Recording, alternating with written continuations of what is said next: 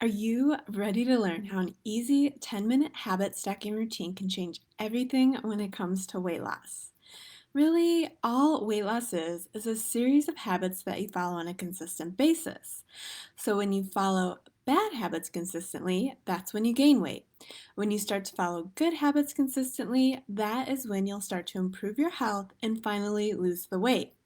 Since finally reaching your goals is all about the habits you form, let's talk about a trick that can help you easily add more good habits to your day while getting rid of those bad habits that are keeping you stuck for good.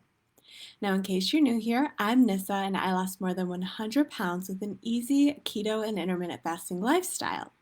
I struggled for decades with the same methods that we all learn in the mainstream, but ever since I found a better way to lose weight, I teach women how to ditch yo yo diets for good with my Ready Set Keto method. Now, as you're signing on, be sure to say hello to me.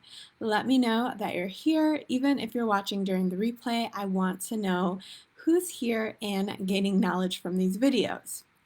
Okay, so let's get into the 10-minute habit stacking trick that can change everything for you when it comes to reaching your goals. Now, I learned about habit stacking from the book Atomic Habits by James Clear. If you haven't read it yet, I highly recommend checking it out since weight loss really has less to do with being perfect day in and day out on your plan, and it has more to do with the habits that you perform on a consistent basis. Hello, Janine. If you have been in this group for a while, then you may remember I did a video where I talked about a 15-minute habit hack a few weeks ago. And I've heard from quite a few of you that even just making the simple switch has been absolutely life-changing for you. Hey, Marianne. Cincinnati. I bet it's cold there. It is thankfully warm here in Arizona. Okay, now if you would like the link to that video as well as the 15-minute habit hacks worksheet that I put together to help you out with some ideas, leave a comment and I'll be sure to send it right over. Now, I personally use habit stacking in several different ways, not just for weight loss. One of the biggest obstacles that I face as a mother of two young boys, it's actually my little one's birthday today. He turns 5, and the other one is 7.5. I also have a husband who used to travel a lot for work, and now he works from home most days. And I have a little rambunctious dog that likes to leave messes everywhere. So the habit stack that I like to use is it helps me keep my house at least a little bit tidier.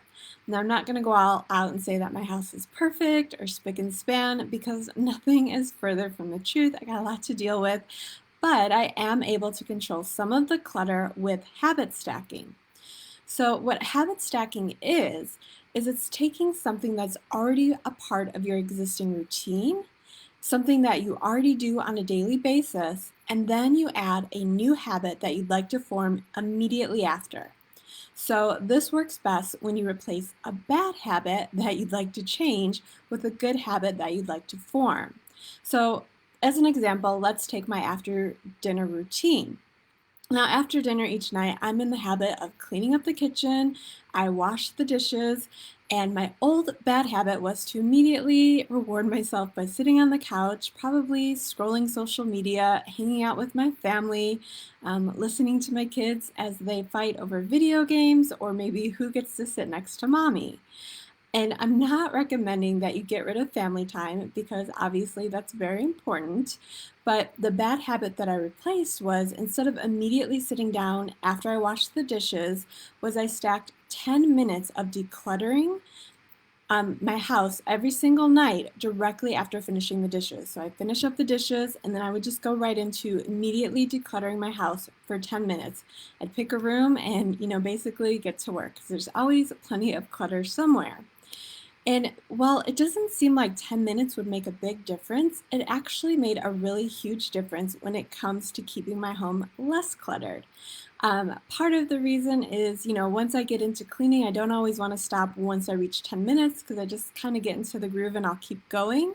But even if you're only doing 10 minutes a day, when you multiply that by 30 days, that's over 300 minutes a month that I'm now focusing on decluttering. And it doesn't seem overwhelming because if I were to sit down and decide to do 300 minutes of cleaning right now, That's a long time of cleaning, and I'm not going to want to do it. I'm just going to get overwhelmed and sit on the couch and scroll social media or do something else that's wasting my time. Whereas when you focus on it just 10 minutes a day, it makes it really, really easy. And if you're like me, if you get in that mood where you keep going, then before you know it, you can have the whole room decluttered and you just feel so much better. Because when you get rid of that clutter, it actually frees up a lot of mental space, which does make weight loss easier. It might be hard to see the connection, but I promise you it's true. And while this maybe you think has nothing to do with weight loss, that is just my favorite example because it's made the biggest difference in my life. But you can also use habit stacking when it comes more directly to weight loss. So let's say there's a habit that you know you should form in order to make weight loss easier, but you just can't find the time or the motivation to do it. So, maybe after checking your macros at the end of the day, you find that you're not getting enough fat in order to lose weight on keto. And yes, if you're watching, I said enough fat because we're also used to restricting calories and restricting fat. But with keto, I want to emphasize that you need to get enough fat in order for your body to feel safe enough to let go of your stored fat. There is a time and a place for some people to cut back on fat when they're following keto, but it's definitely not at the beginning because your body needs enough fat in order to get into ketosis. So I just wanted to do a quick and obligatory rant about purposely under eating on keto because sometimes it works when you get started, but you will end up in a weight loss roadblock. I know a lot of our members and challengers found that out the hard way. Okay, so when you're putting your macros into your macro app or your journal, because again, I know you don't want me to go on another rant about how important tracking is. So I know that you're journaling or tracking in a macro app, and maybe you notice that you're not getting nearly enough fat. So the solution to this could be to have fat bombs with your meals. But if you don't have any fat bombs handy, then you're not going to be able to add those to your meals. So one way to go about this with habit stacking is to, maybe if you're like me and you eat dinner and you wash dishes right afterwards, maybe before you wash dishes, you could stack in a habit before of making sure you have enough fat bombs in order to feel satiated with your meals. And so you could take 10 minutes, whip up a batch of fat bombs, and then add those to the dishes that you're doing. So that way, when it comes to tomorrow and you need to get more fat in, you'll actually have fat bombs there ready for you to eat. If you're new to fat bombs and you're not sure where to start, I just want to throw in that my favorite fat bombs have a base of coconut oil because coconut oil is really great at burning through fat and it's also the easiest fat for you to break down. If you're newer to keto or you haven't taken time to improve your digestion and you spent too long in mainstream diets, so you're not really great at emulsifying fat, then coconut oil is also a great fat to bring into your diet because it's so easy to break down. A lot of people don't like the taste when they first get started, but you actually do get used to that. So, definitely, definitely bring in the coconut oil. I see. Hi, Jenny. Jenny said, rant away. I have plenty of rants. Especially when it comes to under eating on keto because it does not help anyone long term. So the trick with fat bombs is you want to eat enough to feel satiated, but you don't want to keep stuffing them in because they taste good or maybe because you haven't hit your fat macro that day. Because even though you want to eat enough fat in order to get into ketosis, you never want to overeat fat past the point of feeling satiated. So eat until you feel satisfied, but never stuffed. So if you're a previous keto challenger or if you're a keto decoded member, you've likely had your macros calculated for you. So you can look on paper and see the general range of where you should add more fat in. But if you haven't had your macros calculated for you and you're unsure of the calculator that you found, then you can either just listen to your body, just eat enough fat to feel good, but don't keep stuffing it in past satiation, or you can look for a keto calculator. The ones that I like, because some of them are still going on a calories in versus calories out basis, which isn't great.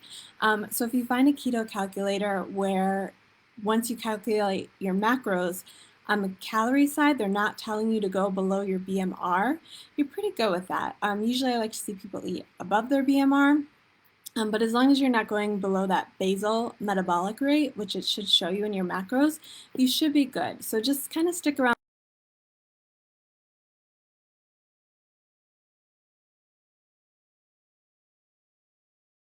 So if you want me to calculate your macros just to get a better idea, let me know and we can chat about that.